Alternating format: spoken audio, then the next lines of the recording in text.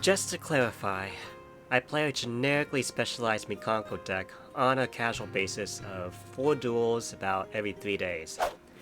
So normally, I wouldn't nominate myself to be writing any guides for this game. However, it's been getting some unexpected attention lately, so I'll do my best to break down my deck as quick and simple as possible. First of all, I should mention that my deck is very expensive. I am free to play, but I've been fine-tuning and building this deck over the course of 3 months, ever since the Mikanko were first released. My version of the deck up on screen right now costs a whopping 750 ultra-rare crafting points to make.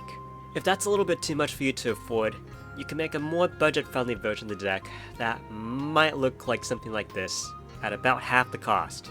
The best part is about this budget deck is that you can still make most of the same endboards with this version.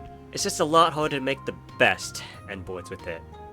The core of this deck revolves around summoning Isolde in order to guarantee a Hade Mikanko summon, and to put the equipped spell Maya Washidori into the grave, and to summon some combination of boss monsters, including Apollousa, Utopic Future, Avramax, and IP Masquerena for the endboard. We achieved this goal through the use of a hybrid Rank 3 XCs and a Warrior engine, including cards like MX Saber Invoker, Wind-Up Carrier, as well as standard Mikanko plays. The combo lines for this deck are incredibly diverse, but they can be summed up into 3 main categories. There are the best combos, which can be created through the single summon of a tour guide and an edge imp. There are the absolute minimal combos, which will also include your standard Mikanko plays. And there are the middle combos, which you can usually make most of the time, and will usually end up with IP Masquerena and Apollousa on the board. The first step for all these combos is simple. You do whatever you need to do in order to summon Isolde. Ideally, you summon Isolde with MX Saber Invoker, so you can special summon Heroic Morningstar, and pocket another spell card for later. After summoning Isolde, you now need to find a way to put both Hade and Maya Washidori into the grave together. You usually achieve this by summoning Isolde in order to summon Hade, while simultaneously dumping 3 cards into the grave, and then using Hade as XC's material for Wind-Up Carrier in order to summon the Wind-Up Rat. And now that we got Hade and Maya Washidori into the grave together, we can summon Hade out together with the equip spell, which we can then use to search for Mikanko Water Arabesque, which we'll in turn use to search for and summon for Hugh Lee, who finally searches for the trap card Mikanko Promise. Something to note about the Water Arabesque is that when you use it, you almost always use it to search for Hugh Lee, for a couple of reasons. The first reason is that the target protection that Hugh Lee provides is a very powerful defense to end on, and it forces opponents to go extra lengths just to out her. The second reason is that you can usually summon Hade through other means outside the Water Arabesque, such as Isolde or reinforcement of the army, but Hugh Lee is harder to summon. One more thing to note about the Water Arabesque is that when using it to swap out monsters, your highest priority targets are usually those that can summon themselves back out of your hand again. These cards include Spell Striker, Morning Star, or Infernoble Renard. Spell Striker here is particularly good because it can keep on special summoning itself as long as you have spell cards you can banish from the grave. Now, let's go over the 3 main combos that you'll run into using this deck. First, we'll check out the quote-unquote best combo.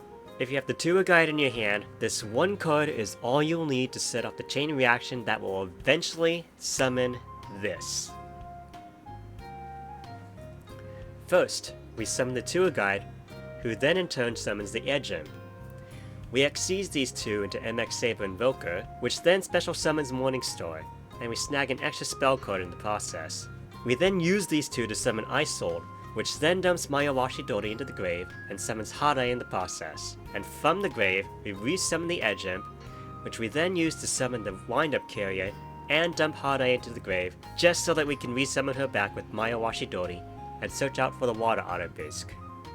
Now, here's an important step as far as timing goes. We use the Heroic Call spell in order to summon Morningstar from the grave, and then we swap him out for Hugh Lee using the Water Arabesque. And finally, we resummon Morningstar back from my hand. I emphasize this timing because Morningstar requires 2 warriors to be out on the field at the same time in order to resummon themselves, those 2 warriors being Hade and Isolde. So, if you continue this combo out of this order, either Hade or Isold would leave the field and you would be missing that last monster in order to complete the combo. And now we use Hade and Wind-Up Carrier in order to summon IP Masquerena, and in the process, Hade gets banished, since she was summoned using Moyawashi Dori. And then, we resummon the Wind-Up Carrier using the Wind-Up Vat's ability. And then we XYZ Hugh Lee and the Wind-Up Vat in order to summon Riviera, which we then use to recover our recently banished Turn Mikanko, and use as material to summon Appaloosa. And for the coup de grace, we use our 2 XYZ monsters in order to summon Utopic Future. And then we set down the Mikanko Promise Trap that we searched for using Hugh Lee as our last bit of defense. We'll use Mikanko Promise to summon Nini, who will steal the opponent's monster for IP Masquerena to use as material in order to quick link summon during the opponent's turn. Congratulations! You've now just completed a combo of 20 monster summons, and you have literally given your opponent half their deck to work with in order to kill you now while under the influence of Max C. Wait a second. And that leads us to our next combo, the absolute minimum. In the event of playing under Max C, unfortunately the best thing you can do here is just use any Water Autobisk you might have on hand to immediately summon Hugh Lee. Then use Set and Pass with Mikanko Rivalry in order to end the turn. Or, if you don't have access to Hugh Lee, XYZ summon a Cicada King from your extra deck. Or, in the terrible event that you have drawn an absolute brick with nothing but 2 Morning Stars or a Kagemucha in hand, the most you can do is use Isold to summon Renard out on the field, who will in turn bring out Hade via Water Autobisk.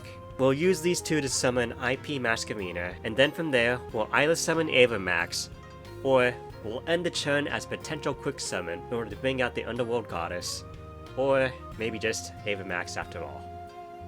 From here on out, any other combo that you pull off that summons Isold will, at minimum, generate enough materials to end the board with at least 1 IP Masquerena and Appaloosa, or some form of Avramax combo.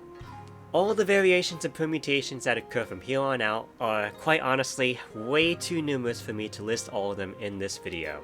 Just keep in mind that the rest of these middle grade combos will generally end your board with either Appaloosa or Avramax, and then you should be good to improvise your way from there. And that's all I currently have for introducing you guys on how to play this variation of a first turn Mikanko deck. And hopefully, I never have to make another video like this ever again.